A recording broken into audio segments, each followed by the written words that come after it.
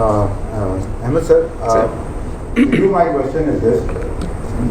A person who's been involved in different governmental departments as well, working with the government as member of Punjab Bar Council, the Legal Education Committee as well, and a person of your experience too, do you think that currently there is enough qualitative and quantitative research writing in Pakistan on the political rights and civil freedoms which the people of Pakistan supposedly enjoy under the constitution?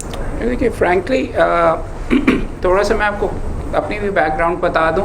Originally I came out of an मुकम्मल तौर पे academic background. I was at Columbia University. Economics political science में मेरी डिग्री है. Research थी judicial decision making in a system of incomplete separation of powers in Pakistan, econometric model, ये सारे का सारा मैंने बनाया था. जब वकालत के अंदर मैं आया और यहाँ पे आके मैंने मामला देखा तो इसका वकालत से दूर दूर से कोई ताल्लुक़ नहीं. पाकिस्तान के अंदर आप रिसर्च की क्या बात कर रहे हैं, रिसर्च होती ही नहीं है. ना कानून वगैरह करने के लिए, शायद NGOs वगैरह अपना किताबचा छापने के लिए एंड में हो, कानून बनाने के लिए कोई रिसर्च नहीं होती. पाकिस्तान के अंदर तो कानून, I will give you an example किस तरह बनता है. CPC 1908 का कानून है. KPK के अंदर हम बीच में बैठे हुए हैं.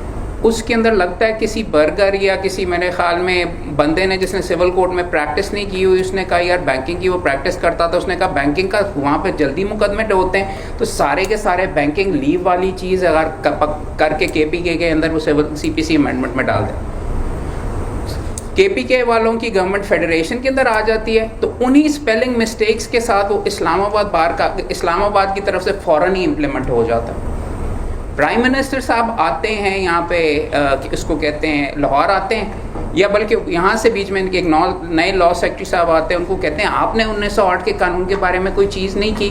वो एक दिन के अंदर वही स्पेलिंग मिस्टेक्स के साथ करके उसमें 19-20 की चेंज करके रिसर्च वगैरह का कोई इसमें अमल दखल नहीं नज़र आ.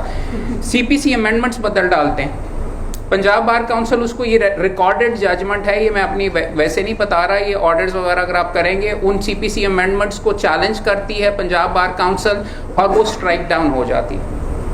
बात ये है पाकिस्तान के अंदर जो इंग्लिस्तान अमेरिका के अंदर जो सारे का सारा ये अफ्रीका के घने जंगलों में भी जो पॉलिसी बनाई जाती है वो लोगों के एक्सपीरियंसेस और उनकी विम्स के ऊपर नहीं होती, रिसर्च पे होती है, एनालिसिस के साथ होती है, नंबर देख के होती है.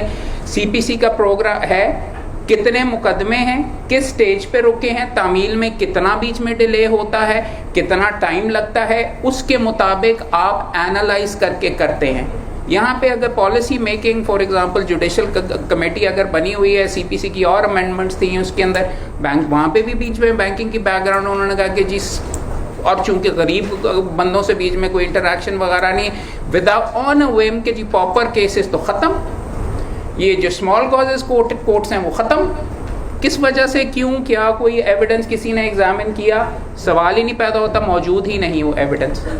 और वंस अगेन फंडामेंटल चीज़ें मेरे दोस्त ने जो ये कहा वो बहुत सीरियस किस्म का डिस्कनेक्ट है.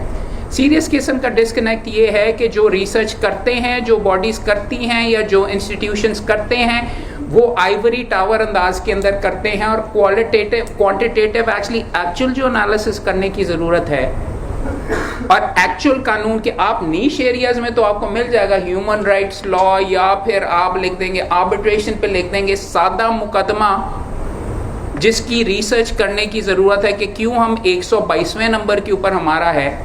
आप मजमून तो लिख देंगे 26th अमेंडमेंट के ऊपर कि जी ये है और वो आपके हो भी जाएगा, मगर डे टू डे जो वकालत है वो आप एग्जामिन ही नहीं करते.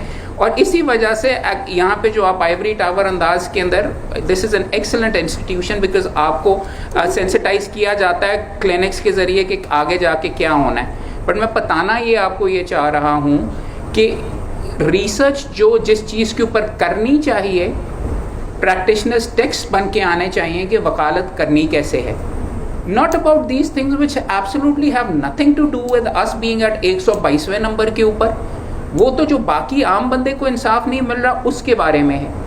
आपकी कंसर्न्स भी आपने जब थीसिस यहाँ पे लिखने होंगे because you are asking me about fundamental rights और ये चीज़ें वगैरह, एक हद तक इशू तो फंडामेंटल ये है, एनालाइज ये करने की ज़रूरत है हमारा सिस्टम क्यों टूटा हुआ है.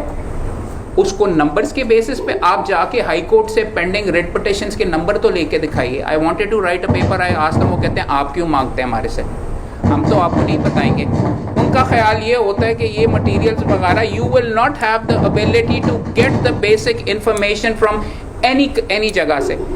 इवन पाकिस्तान बार काउंसिल से आप जाके a simple question like this ये पूछ लीजिए, जी मैंने रिसर्च करनी है वकीलों के बारे में, पाकिस्तान में कुल वकील कितने हैं, उनको नहीं पता। कभी नंबर्स की साइड के ऊपर देखा ही नहीं ना, उन्होंने बीच में पॉलिसी बनाई है। तो रिसर्च की क्या बात, रिसर्च करने के लिए अच्छी अंग्रेजी के साथ अच्छे फोल्डर के अंदर आप किताबें वगैरह तो यहाँ पे छाप लेते हैं, मगर एक्चुअली ग्राउंड वर्क के ऊपर आपने जो पॉलिसीज बनानी है वो वेम्स के ऊपर, और जो बंदे होते हैं बड़े काबिल भी होते हैं, मगर हर बंदे को प्रैक्टिकल वकालत वगैरह का नहीं पता होता।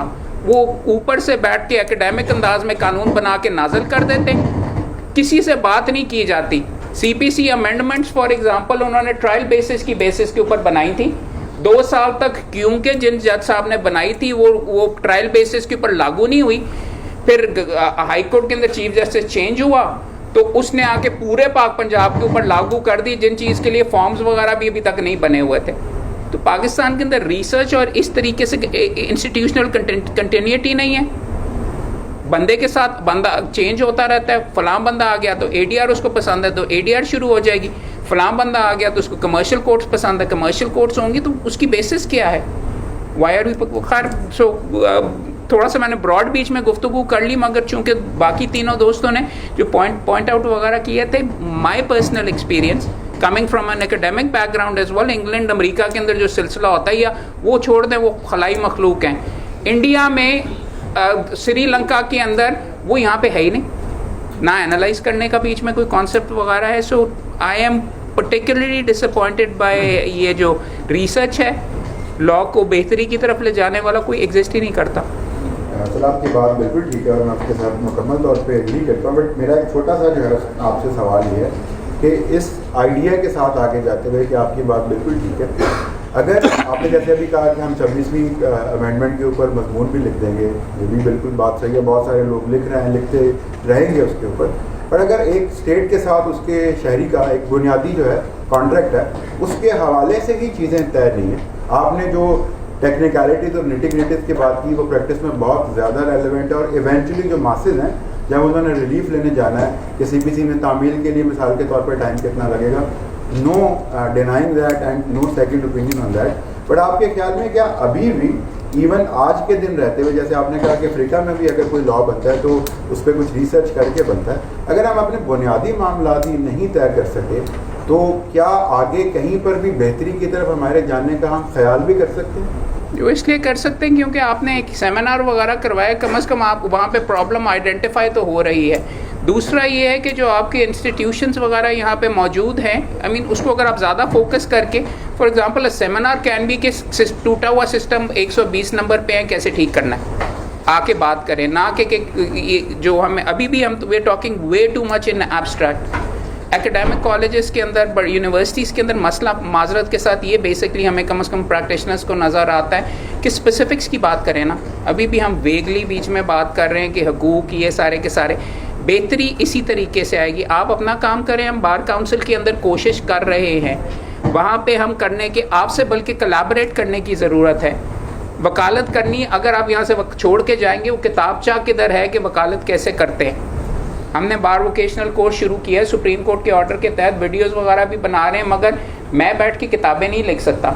That is where you guys come in, that is where these institutions come in, कि you are suppose to, I understand कि आपका एकेडमिक बेंट ऑफ माइंड है, हमारे साथ कोलैबोरेट करके, बार काउंसिल के साथ करके, लीगल एजुकेशन कमेटी के साथ हम MOUs करना चाह रहे हैं, आपके साथ भी करना चाह रहे हैं, कनेट के साथ और लम्स के साथ, जहाँ पे पढ़ाई लिखाई का थोड़ा बहुत रुझान है और अच्छा खासा रुझान है, उनके साथ मिलके के किताबचे तैयार करें हर फील्ड के बारे में, बहुत बेसिक चीज़ों पे।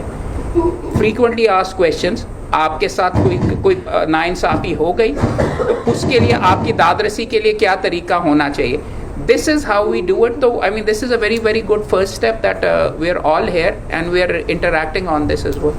Thank you sir, and certainly we'll be in touch. आपने जो MOU की बात की, फील्ड के हवाले से किताबचे की बात की, आई थिंक बहुत ही अच्छा आइडिया है, क्योंकि वो किताबचा होगा तो शायद वो पहला बुनियादी कदम होगा चीज़ों को बेहतरी की तरफ ले जाने। आखिरी चीज़ मैं सॉरी पॉइंट आउट कर, पाकिस्तान के अंदर आप सारे के सारे जब जाएंगे वकालत करने के लिए 99% काम उर्दू के अंदर है। आपके आर्टिकल्स और आपकी ये सारी की सारी चीज़ें अंग्रेज़ी के अंदर हैं। आपसे तो बीच में फ़र्द और ऑर्डर शीट, मुआहदा, बै तो पढ़ाई FIR पढ़ी ही नहीं जाएगी। ये चीज़ जो गुफ्तगू वगैरह है, it's very good that we doing this in English और वगैरह for a particular audience, but that audience is probably 0.5% in the entire country. The problem, part of the problem is the fact that I am speaking in English here. और उर्दू में भी मैं इसीलिए गुफ्तगू करने की कोशिश कर रहा था कि you need to realize this fundamental disconnect as well, please. We do realize it, sir, and उस realization के साथ जब हम क्लासेस पढ़ाते हैं हम हमेशा बायलिंगुअल होते हैं ताकि दोनों तरह के क्राउड को जो एंटरटेन किया जाए। But we have hit the nail on the head. We agree कि ये लोग जाएंगे तो उनको उर्दू में वो बात करनी पड़ेगी, उर्दू पढ़ना समझना वो सब कुछ आना चाहिए, at least for a certain kind of practice. Now coming back to very elaborate answers, सेगम Ahmad sahab, furthering this you are the head of the education committee, और अगर मैं गलत नहीं हूँ तो पिछले 1-2 साल में आई थिंक एक तब्दीली आपने यहाँ पर यूनिवर्सिटी ऑफ लंदन के बहुत सारे स्टूडेंट बैठे हैं, एक तब्दीली ये भी हुई कि जो यूनिवर्सिटी ऑफ लंदन का डिस्टेंस लर्निंग प्रोग्राम है, इंटरनेशनल प्रोग्राम है, कि वो उनको लाइसेंस तब मिलेगा जब वो किसी इंस्टीट्यूशन के साथ अटैच होंगे, नो ऑब्जेक्शन सर्टिफिकेट होगा। आपने सर जब ये तब्दीली की, एक तो मैं उस सोच को जानना चाह रहा हूँ उसके पीछे क्या था, क्या कोई एम्पेरिकल रिसर्च, जिस तरह अभी सैबम ने बात की कि data driven research for example, it's either an empirical research और डॉक्ट्राइनल मेथोडोलॉजी या ब्लैक लेटर मेथोडोलॉजी है, किसी आइडिया के ऊपर आपने कहा कि यार ये वाली चीज़ इस तरीके से बेहतर हो सकती है, तो उसके पीछे सर थिंकिंग और वो प्रोसेस के बारे में हमें बताइएगा कि how much the whole idea was informed by research. आपने शायद रिसर्च नहीं की, पाकिस्तान बार काउंसिल ने किया, मैंने नहीं किया, मैं पंजाब बार काउंसिल हूँ। अब देखिए वहाँ पे भी प्रॉबली नहीं होगा, एज आई एम सेइंग, उनको तो ये भी नहीं पता कि मुकम्मल तौर के ऊपर पाकिस्तान के अंदर वकील कितने हैं, मगर देयर हार्ट और and their mind is in the right place, because देखने में ये नज़र आया है और एक्सपीरियंस बेशुमार ये हुआ है कि घर बैठे ही एक्सटर्नल प्रोग्राम हो रहा है, और जो ख़राबियाँ आपको लोकल LLB के अंदर नज़र आ रही थी वो एम्पलीफाई हो के यहाँ पे एक्सटर्नल प्रोग्राम के अंदर भी घर बैठे बैरिस्टर्स भी बन रहे हैं, घर बैठे इसको कहते हैं ओपन बुक वाला जो सिलसिला वगैरह था उसमें भी काफ़ी 2 नंबरी वगैरह नज़र होती हुई आई, और करने की भी ये ज़रूरत है कि कम अज़ कम और मैंने चूँकि उनसे डिस्कस किया हुआ है, I can probably speak for them as well, उनके जहन के अंदर ये था कि college experience is important as well. For you to become a lawyer, सिर्फ घर बैठ के आपने एक इम्तिहान नहीं पास करना, आपने बात करनी है, आपने इंटरैक्ट करना है, बिकॉज ये वकालत के लवाजमात हैं। जब आप वकालत में आएंगे, the problem you guys face right now, you don't think like a lawyer, you don't write like a lawyer, you don't act like a lawyer, तो आपके पास कोई जादुई कोई छड़ी है कि जैसे ही लाइसेंस मिला तो फट बोलना भी शुरू कर देंगे, लिखना भी शुरू कर देंगे, ये करके। तो this is the first step towards that. Pakistan के अंदर तो अनफॉर्चुनेटली यहाँ पर गोस्ट लॉ कॉलेजेस भी मौजूद हैं who are making a comeback, because bar council में अब अगले साल इलेक्शन होने हैं, तो पहले जो भूत वाले कॉलेजेस थे वो पहले नज़र नहीं आते थे, बिल्डिंग्स भी नहीं थी, अब लोगों को नज़र भी आने शुरू हो जाएंगे और उनको दोबारा वापस लेके आ जाएंगे। There is a flood of fake degree buyers coming into this profession which is in the process of destroying this profession. The numbers are jaw dropping. External के अंदर भी मेरे पास रिकॉर्डेड कॉन्वर्सेशंस हैं जिसके अंदर यहाँ पे डिफेंस के अंदर बैठ के 3 साल LLB की डिग्री 1 साल के अंदर बिक रही थी from a university which was not even recognised by Pakistan bar council. This is a step towards NOC की रिक्वायरमेंट ये भी है कि आपको भी डॉक्यूमेंट किया जाए, लॉ कॉलेजेस को भी डॉक्यूमेंट किया जाए। हमने यहाँ पे एक एक्सटर्नल लॉ कॉलेज को विजिट किया, उन्होंने आके हमारे पास ये स्टांस लिया कि आप कौन होते हैं हमें पूछने वाले, हम तो लॉ कॉलेज हैं ही नहीं, हम तो टीचिंग सेंटर हैं, पाकिस्तान बार काउंसिल के नीचे भी नहीं आते, पंजाब बार काउंसिल के नीचे भी नहीं आते, और वो यहाँ पे घर बैठे बैरिस्टर्स भी बना रहे हैं और अनेवा कर रहे हैं ये सारे का सारा। So registration requirement of an NOC is an important thing, otherwise हम क्यों आपको लाइसेंस दें? हम आपकी यूनिवर्सिटी के बारे में हमें पता ही नहीं, एग्जिस्ट ही नहीं करती है नहीं करती, आपने क्लासेस अटेंड की, आप इम्तिहान के अंदर बैठे कि नहीं, कोई और बंदा बीच में बैठा, हमने क्वालिटी कंट्रोल करनी है। So I am all for ये जो रिक्वायरमेंट सारी की सारी की गई। फैक्ट्स एंड फिगर्स ज़रा प्लीज़ आपके सामने मैं रखना चाहता हूँ, because I am on the ground. Pakistan के अंदर शायद अभी मैं दोस्तों के साथ भी जिक्र कर रहा था, पाकिस्तान बार काउंसिल से पूछा कि कितने कुल वकील हैं, उनको नहीं पता था, लेकिन अगर आप नेट के ऊपर रिसर्च करें तो प्रॉबेबली 1,60,000 हैं। पिछले लैट के एग्जाम के अंदर 1,30,000 बंदे बैठे। पूरे पाकिस्तान के नंबर ऑफ लॉयर्स जो हैं, और उसके अंदर और आपका जो एक्सटर्नल प्रोग्राम है वो तो लैट के बगैर लड़कों को लड़कियों को बैठा रहे हैं, तो 1,60,000 5 साल के अंदर आपके दुगने हो जाने। पूरे पंजाब के अंदर हमने 6,300 लाइसेंसेस दिए पूरे पंजाब के अंदर। बहाउद्दीन जकरिया यूनिवर्सिटी का एक सप्ली का इम्तिहान हुआ, उसके अंदर 11,000 लड़के रजिस्टर हुए। ओरिजिनल इम्तिहान में 5,000 थे, सप्ली में 11,000 आ गए। सुप्रीम कोर्ट के पास हम लेके गए, उनको कहा कि यार कागजात वगैरह ये बीच में चेक करें, तो पता चला 9,000 जाली हैं। 2,300 के बीच में रिजल्ट हुआ है। 9,000 इज मोर देन पूरे पंजाब की एनरोलमेंट यहाँ पे। आपका अगर ख्याल आप जिस प्रोफेशन के अंदर आ रहे हैं तो आपको बहुत ज़्यादा रेगुलेट करने की ज़रूरत है। आपकी तस्वीरें उतार के आपका शुरू से जब आपने लॉ स्कूल ज्वाइन किया वहाँ से करके आपको ट्रेस करने की हमें ज़रूरत है, और इसको और ज़्यादा रेगुलेट करने की ज़रूरत है, बिकॉज यहाँ पे पैराशूटिस्ट ऐसे हैं घर बैठे हुए, आपको फर्स्ट डिवीजन भी बिक जाती है। यहाँ पे आपके हमसाए में पीछे ग्रेस इंस्टीट्यूट है, उसके ऊपर हमने पर्चे करवाए हैं, फर्स्ट डिवीजन बेच रहा था LLB के अंदर। तो that is why it was done, and you guys need to be documented a lot. यहाँ पे तो एफिलिएटेड कॉलेजेस, पान की दुकान के ऊपर बीच में एफिलिएटेड कॉलेज होता है जहाँ पे कुछ होता ही नहीं है, वो बंदा 15 डिग्रियां बेच रहा होता है। IELTS, LLB, external, local LLB, dispenser, compounder, ये करके सामने है वो क्या राव सादिक का फ्यूचर ग्रुप ऑफ कॉलेजेस किसी से एफिलिएटेड नहीं है। उसको बंद करने के लिए उसके 5 लॉ कॉलेजेस हैं, सुप्रीम कोर्ट ने उसके 2 बंद करवाए, उसने 5 बना लिए हैं। So that is why we need to know each and every one of you.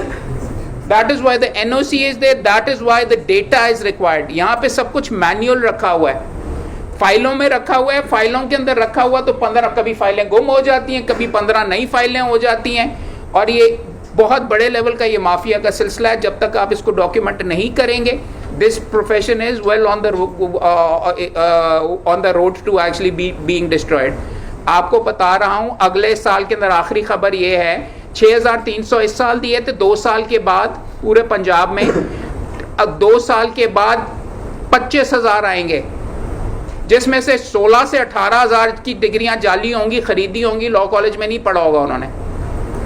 सो किसी ना किसी तरीके से तो बाहर करना है।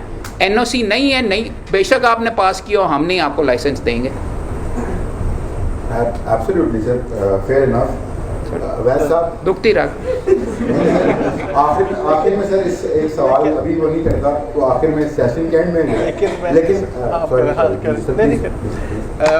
मलिक साहब जो कह रहे हैं कयूम साहब, लेकिन उसमें एक बड़ा कैच भी है कि आप ठीक है 10,000 जैली हैं, लेकिन वो लिटिगेशन में पहले दिन ही फेल हो जाते हैं। सो वो एक डिफरेंट चैप्टर है। आप लोग जिस तरह यहाँ पढ़ रहे हो, सेमिनार्स में बैठ रहे हो, जिस तरह बेहतर तरीके से आपको लेके जाया जा रहा है, आपके लिए कोई मसला नहीं है। आप पहले दिन ही बिल्कुल अपने ट्रैक पे हो गए। 10,000 क्या 15,000 आ जाए, दिस इज डिफरेंट। वो इनका काम है, लेकिन इनका काम है नहीं, आपका काम है। You represent actually Punjab university as well. एक चीज मैं आपके सामने बता दूं, ये इस प्रोफेशन के अंदर किसी ने अगर डिग्री खरीदी हुई है और हम उसको लाइसेंस दें या उसको लॉ कॉलेज के पास भी आने करें, मेरी तरफ से उसको जूते मार के बाहर फेंकना चाहिए। It is unacceptable for me to actually basically someone to say कि जी वो अगर कर लेते हैं, क्यों खरीदे कोई? वो बंदा जाके बेवाओं के से कागज के ऊपर अंगूठे लगा के अपने बीवी के नाम के ऊपर ट्रांसफर कर देता है। वो आके वकीलों को, और ऐसे वकीलों को ही गोलियां लगती हैं, जाली पर्चे करते हैं, लोगों को ब्लैकमेल करते हैं, उठाते हैं। Completely unacceptable. This profession is for the most moral people. कायदे आजम का ये प्रोफेशन है, तो ये बीच में कह देना कि जो उससे कोई फर्क वगैरह नहीं पड़ता, माजरत के साथ इसको कहते हैं। अब थोड़ा सा आपकी इजाजत से मैं थोड़ा सा सच भी बोल दूंगा यहाँ पे। पंजाब यूनिवर्सिटी के 2018 के अंदर जब सुप्रीम कोर्ट ने एग्जामिन किए सारे लॉ कॉलेजेस को, 38 लॉ कॉलेजेस थे अफिलिएटेड, उनको बंद करने के लिए कहा गया। उनमें से 32 बंद करने के लिए, 28 बंद करने के लिए उन्होंने कहा ये सब स्टैंडर्ड है, बंद करो।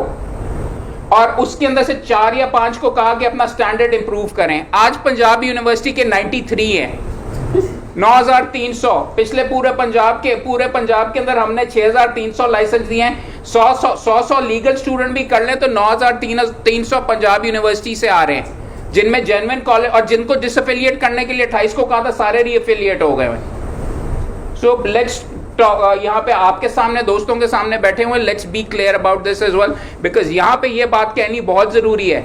ईमानदारी से इस प्रोफेशन के अंदर करना और इस गंद को हमने ही साफ करना है। और first step is to actually speak about it very openly. Sorry.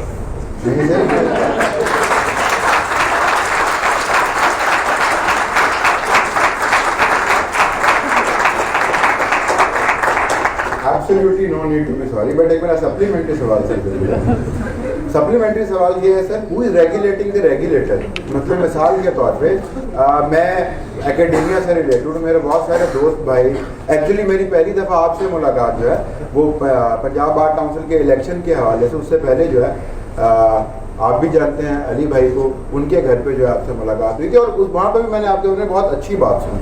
But मैं जनरल बात कर रहा हूँ कि यही वकील जो आपने बताया कि जाली वकील हैं, 2 नंबर डिग्रियां लेके आते हैं, मैं आपसे भी ज़्यादा इसके खिलाफ हूँ।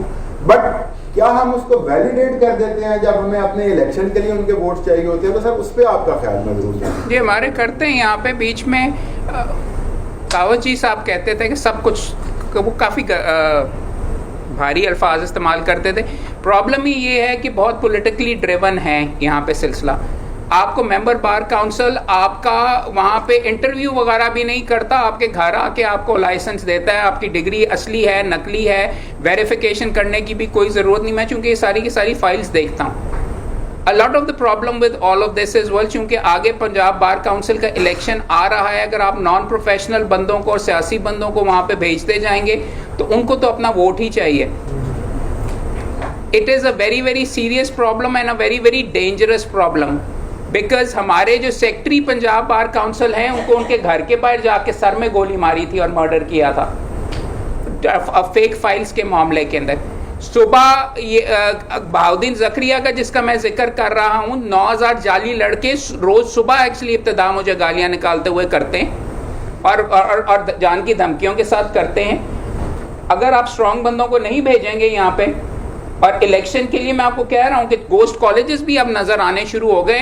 जिन कॉलेजेस को गोस्ट होने पे बंद किया गया, जिनके खिलाफ सुप्रीम कोर्ट में पिटीशंस पड़ी हुई हैं कि इन पे पर्चे कराओ, इस 58 करोड़ का इन्होंने फ्रॉड किया है, इस बंदे ने इतने का किए, इतने का किए, इतने का किए, उनके कॉलेजेस दोबारा वापस आ रहे हैं। और वो जाके उन्होंने विजिट किया है और सुप्रीम कोर्ट के ऊपर भी माजरत के साथ, सुप्रीम कोर्ट के पास हम जो सबसे ज्यादा जज जिनकी तरफ I was looking forward to के जी उनके पास लीगल एजुकेशन की ये दावा लगा, तो उन्होंने आगे से ये फरमाया, ऑर्डर के अंदर मौजूद है कि जी सुप्रीम कोर्ट का क्या ताल्लुक लीगल एजुकेशन को रेगुलेट करने का? ये तो आप जाएं, आपके अपने अदारे करें। जब हमने कहा कि जी इदारे नहीं कर सकते, 2018 में सुप्रीम कोर्ट की जजमेंट आई थी कि आपको बंद करें, तो नहीं ऑर्डर में उन्होंने ये बीच में लिखवाया कि आप इनके साथ जाके एडीआर करें, चोरों के साथ जो डिग्रियां बेच रहे हैं, और उससे भी इंतहा की पेनफुल चीज़ वगैरह। वो जज साहब जिन्होंने वो ऑर्डर किया, उन जज साहब को हमने कहा कि सर जब 2012 के अंदर ये मामला हुआ था, सबसे पहले टेकअप हुआ था, तो आपकी ही कमेटी बनाई थी जिसके अंदर आप लीगल एजुकेशन को रेगुलेट करने के लिए निकल गए थे सुप्रीम कोर्ट ने।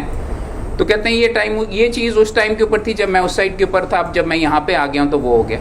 बात ये है कि लीगल एजुकेशन मैं यहाँ पे खुल के इसलिए बात कर रहा हूँ कि other than this institution and a couple of others, legal education actually यहाँ पे यतीम है। तो जाली डिग्रियाँ यहाँ पे बेचना is more profitable than selling cocaine. I wrote an article फरवरी के PLD के अंदर पढ़ लीजिएगा, existential threat to the profession of law. उसमें ये सारे के सारे फैक्ट्स एक्चुअली लिखे हुए हैं। तो आप ये बिल्कुल है, और मैं बोल भी इसीलिए रहा हूँ, ये रिकॉर्ड भी इसीलिए कर रहा हूँ कि this needs to be put out, this you guys need to speak out about this. क्यों किसी जाली डिग्री वाले को आपका हक हलाल, आपके बच्चों की रोजी रोटी। आई विल नेवर अंडरस्टैंड, आखिरी चीज sir, I will never understand कि कोई प्रोफेशनल बंदा क्यों चाहे कि इस प्रोफेशन में हजारों की तादाद में अनप्रोफेशनल बंदे आए जो उसके बच्चे के मुंह के अंदर से बुर्की खाने की चोरी करे, और जो कि आके सोनमुखी कत्लो गारत और ये सारी की सारी चीजें करे, डिस्ट्रॉयज हमारी जो सारा इमेज है। So if you don't elect the right people, if you don't contest for the right people, आखिरी चीज, बार बार आखिरी चीज के, बिकॉज मैंने अपने साथ बार करके लड़के आए रजे हुए जजों के बेटे बड़े बड़े चेंबर्स के अंदर, मैंने कहा अब नाम भी ले लेता हूं, बैरिस्टर मुस्तफा जमाल साहब को कहा कि यार तेरा भाई बीच में एमएनए है, तू इलेक्ट हो जाएगा, खड़ा हो जा। मुनव्वर सलाम साहब को सीएलएम में पार्टनर है हामिद खान साहब के, खड़े हो जाए, यार तू रजा हुआ, तू नहीं 2 नंबरी करेगा, हो जा, तू जीत भी जाएगा। वो कहते नहीं, ये गंदे लोगों का काम है, वकालत गंदी चीज है। If you don't actually step in and if you don't come forward and actually put yourself forward sensible तरीके से, एंड यू से कि जी बार में जाना गंदा काम है, आम वकालत करनी गंदा काम है, कोऑपरेटिव आपके लिए अच्छा, तो फिर ठीक है। आई मीन मैं तो लड़ता रहूँ। सर आपको लड़ते रहना चाहिए, आप इसी तरह लड़ते रहेंगे मुझसे मरवा ना देना यार, जैसे आप कह रहे हैं वो सेफ होगा। और हमारे एंड से एटलीस्ट जो है we will be in touch with you, we would want to work and research on this issue as well. आप उसके बारे में बहुत पैशनेट हैं, होपफुली उससे कुछ अच्छा नतीजा जो है निकलेगा। अवैध साहब, आप अगर सवाल है तो बस 1-2, बिकॉज नेक्स्ट सेशन का टाइम है। सर मेरा सवाल है अब्दुल कयूम साहब से, जैसे आपने बात की कि पाकिस्तान में जो लॉ मेकिंग बॉडीज हैं वो लॉ बनाती है on their will, not on the basis of research. तो मैं एज अ स्टूडेंट, जो कि मैं लॉ का स्टूडेंट हूँ, मैं इंडिविजुअल लेवल पे इसकी बेहतरी के लिए क्या कर सकता हूँ? और दूसरा मेरा सवाल ये है कि जैसे आपने बात की पाकिस्तान बार काउंसिल की, तो जो एक स्टूडेंट ग्रेजुएट होता है लॉ का, उसका सबसे पहला जो सबसे मेजर इशू होता है वो होता है उसके फाइनेंशियल इशूज या फाइनेंशियल क्राइसिस। तो उसमें जो सबसे बड़ी रुकावट होती है वो होता है आपका मुंशी कल्चर, जिसकी मोनोपली है। आप प्रैक्टिकल कोर्ट में कहीं भी चले जाएं, वहाँ पे मुंशी की मोनोपली है, जो कि आपके जो यंग लॉयर्स हैं उनको उस तरह फील्ड में आने नहीं देते। उसके लिए उस कल्चर को ख़त्म करने के लिए पाकिस्तान बार काउंसिल या पंजाब बार काउंसिल ने कौन से स्टेप्स लिए और कौन से स्टेप आगे फ्यूचर में लेंगे?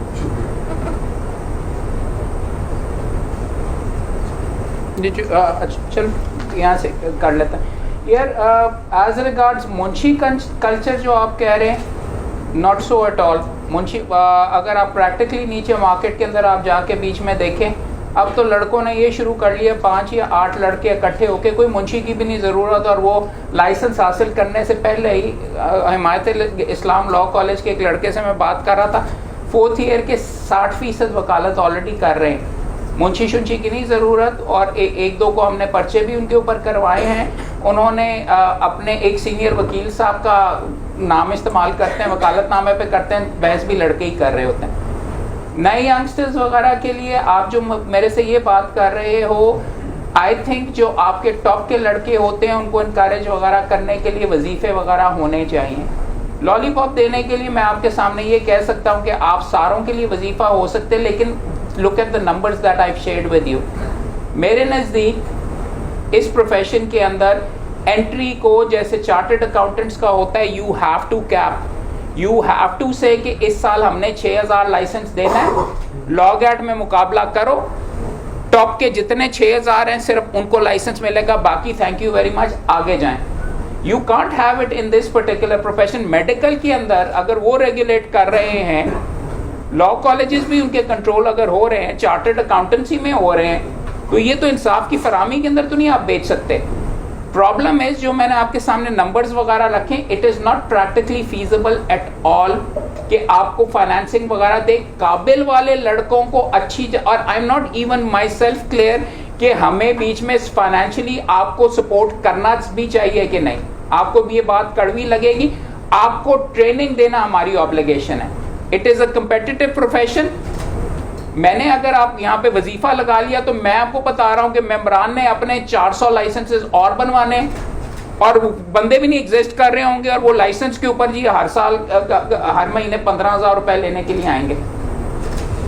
पैसे, funding for bar council comes from the subscription given by lawyers, जो कि उनकी बेवाओं का हक है, जो उनकी बीमारी के लिए हक है उसके लिए we are not in a position to go and do. और दूसरा, इवन अदरवाइज अगर आपको फाइनेंस का इशू है, पैसे बनाने के लिए प्रोफेशन माजरत वैसे भी नहीं है। जस्टिस के लिए आप आ रहे हैं, we are not here to ये सेल करने के लिए। अच्छा अगर कॉम्पिटेंट वकील हो गए तो बहुत बीच में कमाई है।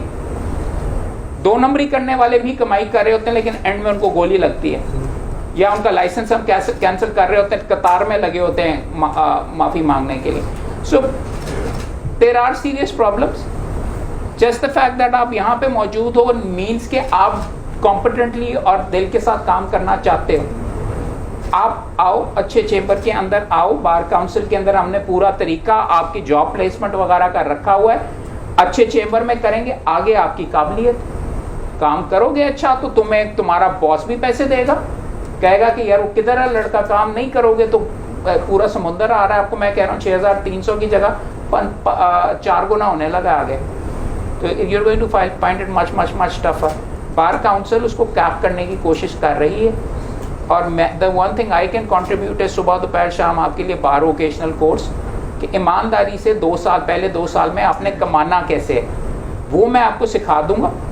आगे आपकी किस्मत, आपकी काबिलियत वगैरह, उससे बियॉन्ड हमारी कोई ऑब्लिगेशन नहीं है माजरत के साथ। You might not like it but at least मेरे ख्याल जहन में ये बहुत सारे। अच्छा एक सिर्फ कमेंट है कि बड़ा अनफॉर्चुनेट है और आप भी करेंगे ऐसा कि एक दफ़ा मैं किसी जगह प्लाज्मा जहाँ पढ़ाते हैं बहुत अरसे से 2 दिन डेकेड हो गया तो लोग बुला लेते हैं। मैं इतना हैरान था कि जब वो बैचेस में लगा रहा था तो कोई 15 मुझे पता था ये स्टूडेंट से ही आए हुए, एक सीनियर लॉयर।